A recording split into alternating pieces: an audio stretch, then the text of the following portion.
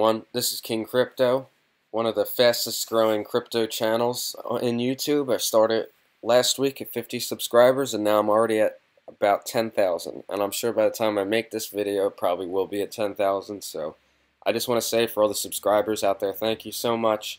I promise you I'm going to keep going and try to make better and better content as I go along. So today we're going to talk about Bitcoin versus Bitcoin Cash and why it matters to this community. We're going to do my Litecoin giveaway real quickly. Hopefully I get a good question. Hodling is going to make you money for sure. Well, it's more of a statement, I see. Oops. But I do agree, I do think it will make us a lot of money. Hodling is also good for tax reasons because if you hold for like over a year, your taxes go less because it's considered a long-term capital gain rather than a short-term. Just some interesting advice there. So I'm going to send you a $20 bill. Now, I had some comments of people telling me this isn't enough money and that I'm being cheap, but you know, I just tell them $20 is better than $0. And as this channel grows, and if I get donations, I'm gonna raise the price up. But I have to get monetized by YouTube first. I'm just waiting on that right now. But once I am monetized, I will start using the money I make to put it right back in the community. So I'll start being able to give away like 0.1 Litecoin or maybe even $100 of Litecoin, depending on how popular the channel gets. If you are watching this, you have probably heard of Bitcoin by now. You probably also have heard of Bitcoin Cash, but if you're like most people that are new to this space, probably don't really understand Bitcoin Cash because they are two different things. Bitcoin Cash was a fork of Bitcoin, and I'll explain all that soon. But I'd like to get into Bitcoin first to help you understand why Bitcoin Cash even exists.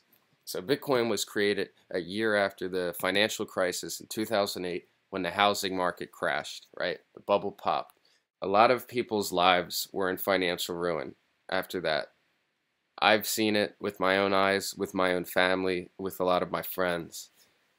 Watching the president bail out the banks during this crash, who were the reason for the crash, which by the way are still, the government is still paying for the banks.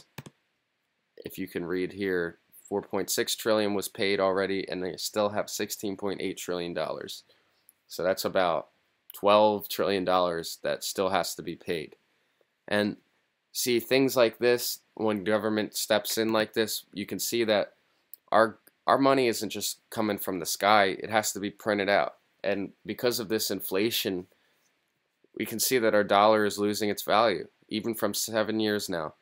$1,000 in 2010 is now $1,131. So our money is being printed by the government, who is actually worsening the value of our dollar. And just the fact that these bankers got away with such a crime and no one was really accounted for, and in fact they were kind of rewarded for this, just shows you that something had to change within the way we think of money and how we use it. So that's where Bitcoin comes into play. Bitcoin introduced decentralization of money. You can be your own bank with this idea, and that's how I see it. Bitcoin also has a cap of 21 million Bitcoin, so there is a limited supply. It cannot be printed out, and it takes power to be created. Each Bitcoin created right now currently costs about $1,000 to create. We could see with paper money, it can be created. $100 bills don't cost more money to create than a $1 bill. See, but the value of Bitcoin, that's partly why it's so valuable, is because it costs money to create it. And it costs more money to create it when it gets even more populated. One thing though, Bitcoin has some serious issues that still haven't been fixed. Now for one, anyone that uses Bitcoin can tell you that it is very slow. I've experienced this, I'm sure you all have if you've used it a few times. It can only process 3 to 7 transactions per second. If you compare that with the Visa credit card that can process 24,000 transactions per second, you can see that this is an issue, and there's credit cards that can process even more quickly than that.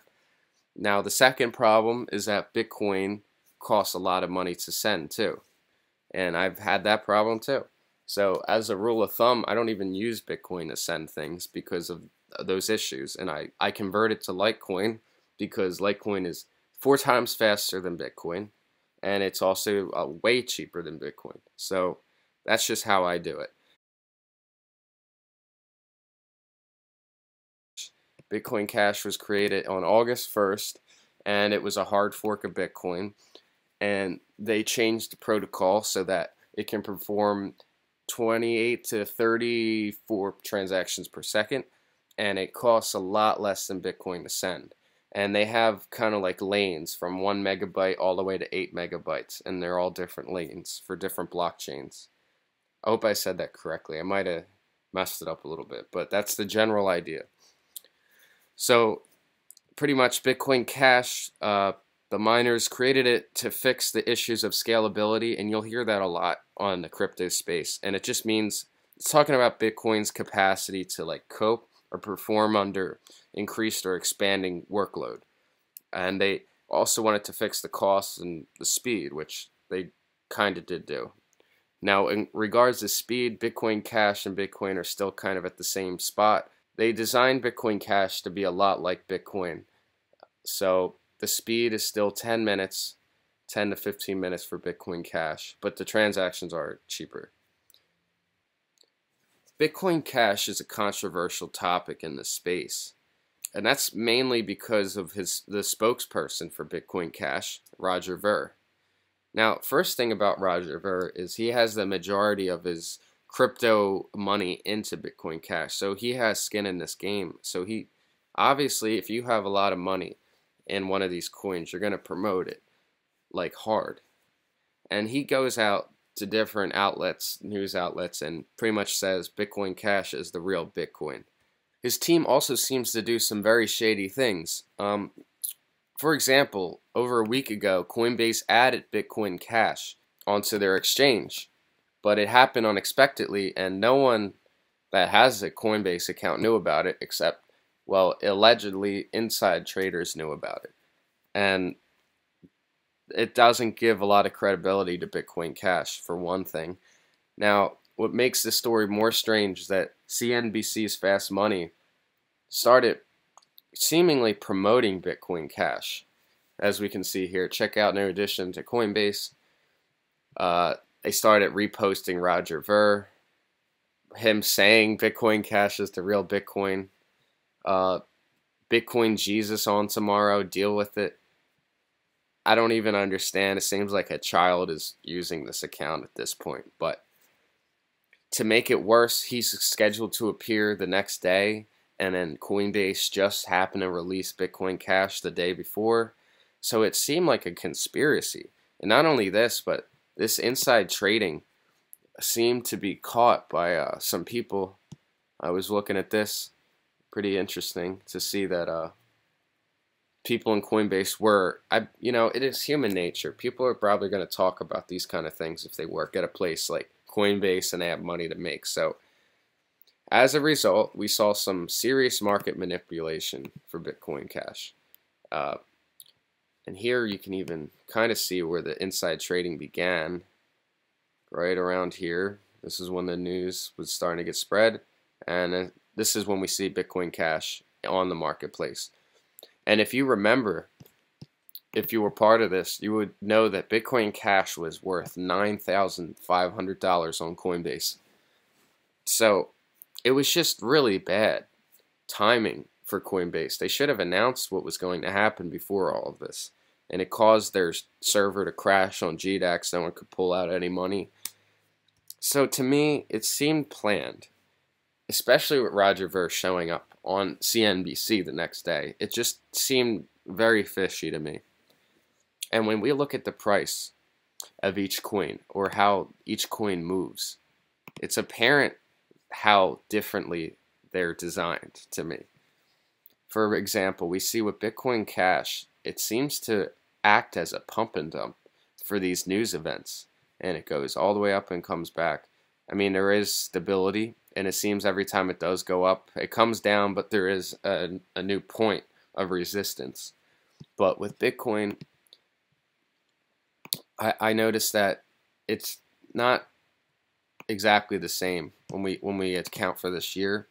It's been going up very steady, in a steady rate, except for now. A lot of this is attributed to Bitcoin Cash too.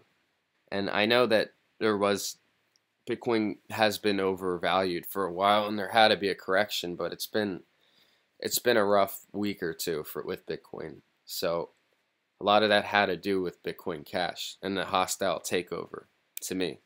So examples like that show me that I don't really trust Bitcoin Cash because it's not a steady market. With such high transaction fees and slowness, I treat Bitcoin like a store of value. I see Bitcoin as digital gold that will continue to grow in value simply because of widespread popularity and its originating idea of being cryptocurrency. Bitcoin Cash was designed to be a better Bitcoin, but I feel like it functions like a crappier Litecoin. Right here we can just see that Litecoin does everything Bitcoin Cash does better. I don't understand why you even use Bitcoin Cash. You can do the same thing with Litecoin. It's faster. It's about the same transaction fee. And I just don't see the point for Bitcoin Cash to be called Bitcoin, for one thing.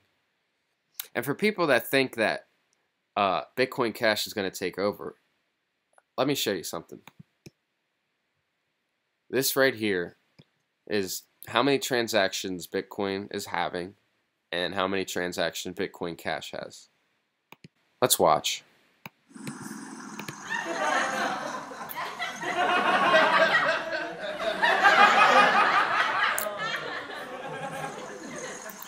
Is there really any dispute? At the end of the day, the people of this community will decide what the real Bitcoin is, and they do it every single day. Roger Ver doesn't understand that the loudest person in the room turns people off to Bitcoin Cash. I don't trust Bitcoin Cash, and I've never invested in it for this reason. Everyone knows what Bitcoin is, but most people I talk to have no idea what Bitcoin Cash is. In this Darwinian market, Bitcoin has thrived to being #1 on CoinMarketCap, and I don't see it wavering, especially to Bitcoin Cash. But a lot can change in a matter of even minutes in this market, so I'll try to keep an open mind. Alright guys, I hope you enjoyed the video. I tried to explain everything as thoroughly as I could. This was kind of a confusing topic for me to condense into a 15-minute conversation. And if I did get some facts wrong, I am sorry. Let me know down below if there's anything you think I could have said better. And maybe when Bitcoin Cash moves a lot, I'll know what I'm talking about next time. Remember that I am only a 2-week-old channel, and I kind of did blow up in the course of this week. So I still have a lot to learn. Just please give me the benefit of the doubt for now, and give me constructive criticism if you didn't like it. But if you did like it, make sure to leave a comment below, and make sure to leave your Litecoin address available, so if you win I can send you some free money. That's that. Thank you very much. Subscribe, look at all my videos. If you don't like it, well, you can dislike all my videos, it'll still help me anyway. So thank you for that, and let's get cryptical. Throw it.